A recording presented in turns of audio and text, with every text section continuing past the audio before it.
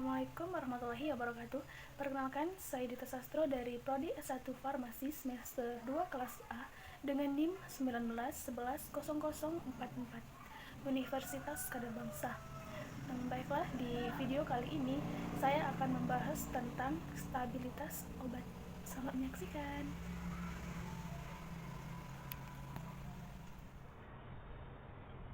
Oke, baiklah.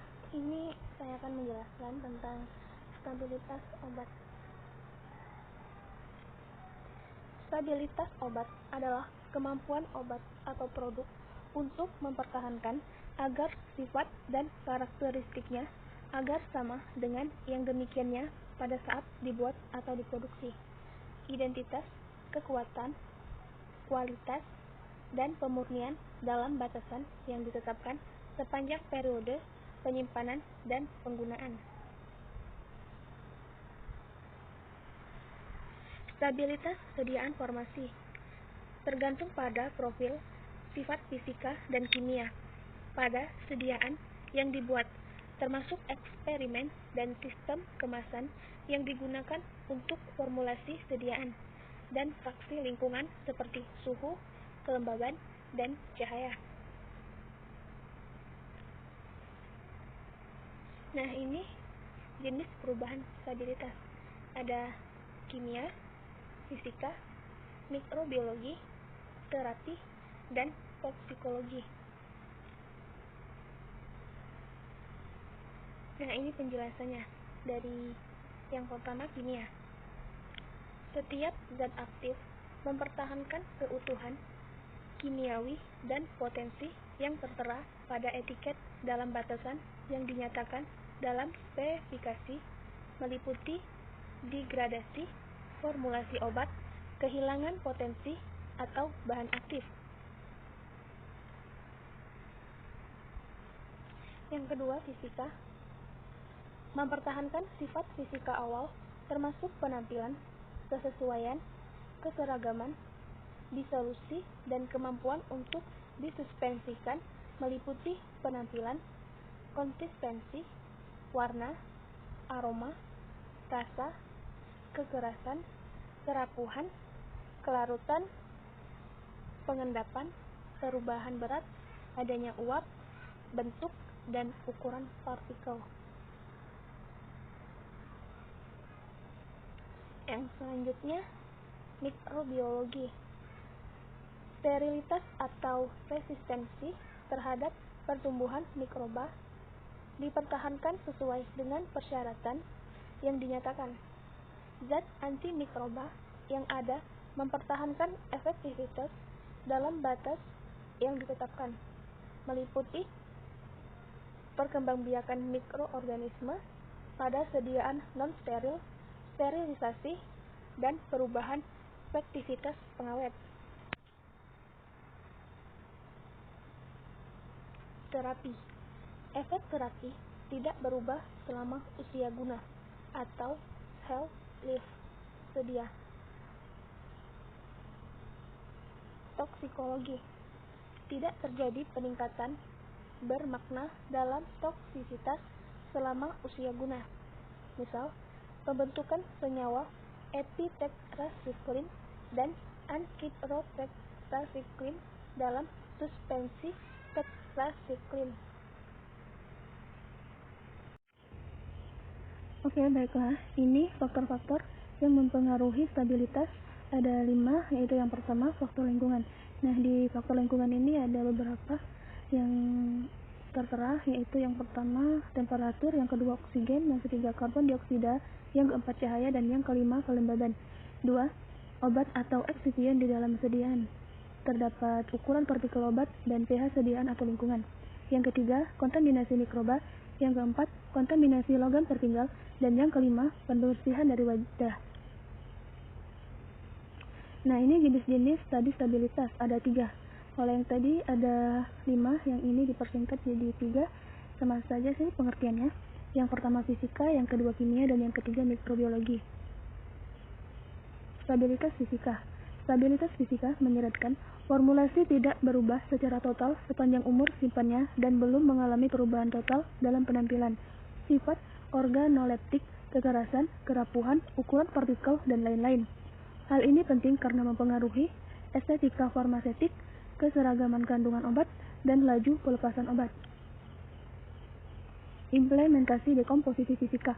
Yang pertama, pembentukan polimorf dan hidrat.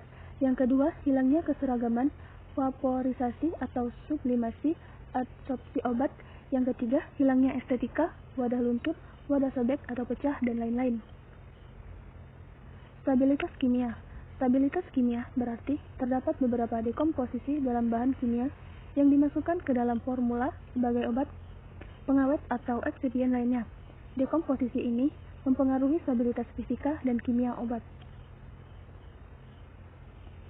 Implementasi dekomposisi kimia. Yang pertama, hilangnya bahan aktif. Yang kedua, hilangnya pharmacological seperti timbul bau tidak enak, perubahan warna, problema rasa. Yang ketiga, terbentuknya produk yang toksis. Mekanisme degradasi. Yang pertama, hidrolisis. Hidrolisis berarti pemisahan oleh air. Yang kedua, oksidasi. Oksidasi senyawa organik dan anorganik dijelaskan dengan hilangnya elektron dan hilangnya sebuah molekul hidrogen. Nah, ini beberapa gugus fungsi yang mudah mengalami hidrolisis. Bisa dilihat ada tipe obat dan contohnya juga ya. Nah, kalau ini autooksidasinya sama, ada gugus fungsinya juga dan ada contohnya.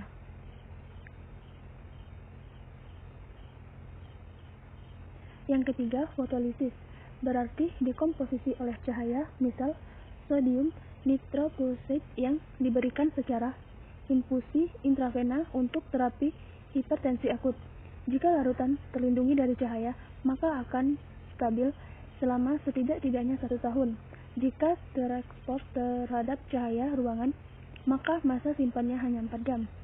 Fotolisis dicegah dengan pertama, kemasan yang cocok dalam botol berwarna. Yang kedua, outer kardus. Yang ketiga, aluminium foil. Rute degradasi obat ada 10. Yang pertama, sulfolisis. Yang kedua, oksidasi. Yang ketiga, fotolisis. Yang keempat, pirolisis. Yang kelima, dehidrasi. Yang keenam, rasinisasi. Yang ketujuh, hidrasi. Yang kedelapan, dekarboksilasi. Yang ke-9, inkompatibilitas. Dan yang ke-10, rearrangement. Faktor-faktor yang mempengaruhi laju degradasi. Yang pertama, pH. Keasaman atau kebasahan suatu larutan mempunyai pengaruh besar terhadap dekomposisi senyawa obat.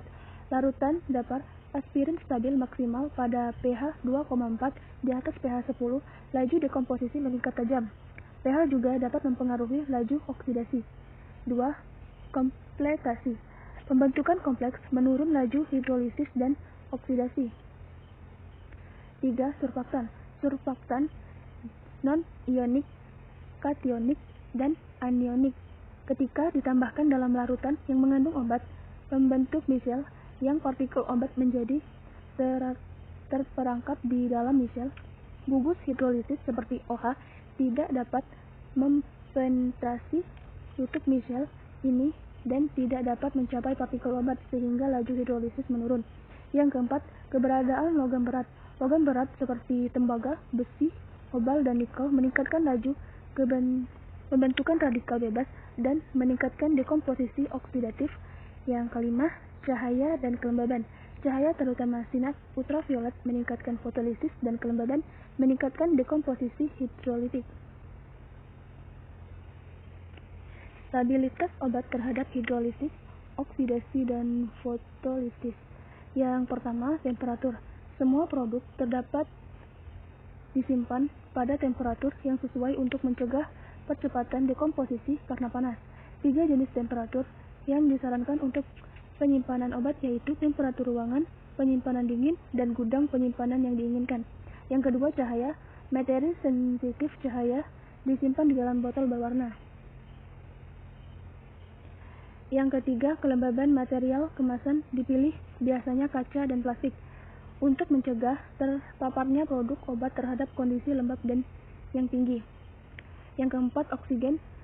Kemasan yang dapat menjaga kandungan oksigen dari larutan yang menyisakan ruang yang sangat kecil di botol di atas produk obat merupakan metode untuk melawan oksidasi.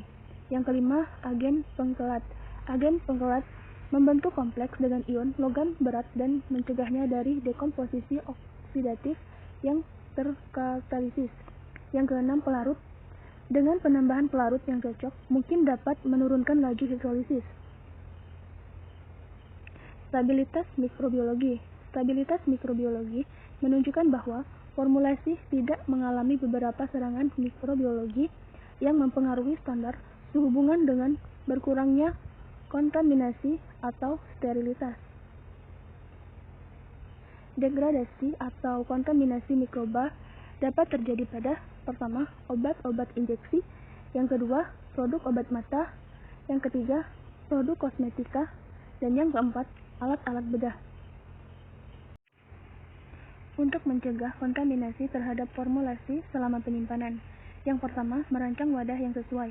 Yang kedua, biasanya menggunakan wadah dosis tunggal. Yang ketiga, menuliskan kondisi penyimpanan yang tepat pada label. Yang keempat, menambah suatu senyawa antimikroba sebagai pengawet. Pengemasan dan stabilitas. Wadah langsung atau kemasan primer dan penutupan sangat penting dalam pengaruhnya terhadap stabilitas produk.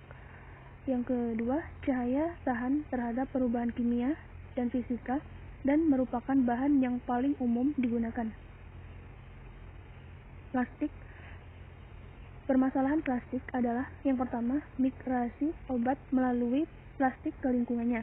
Yang kedua, transfer uap lembab lingkungan, oksigen, dan elemen lain ke produk farmasi. Yang ketiga, tercucinya kandungan wadah obat. Yang keempat, absorpsi obat atau eksipien oleh plastik. Logam. Beberapa tube campuran logam dan aluminium dapat digunakan sebagai wadah untuk emulsi, ointment, krim, dan pasta. Keterbatasan logam dapat menyebabkan korosi dan presipitasi di dalam produk obat. Cara mengatasi: menyalut tube dengan polimer yang dapat mengurangi kecenderungan kecil. Karet juga mempunyai masalah karakteristiknya.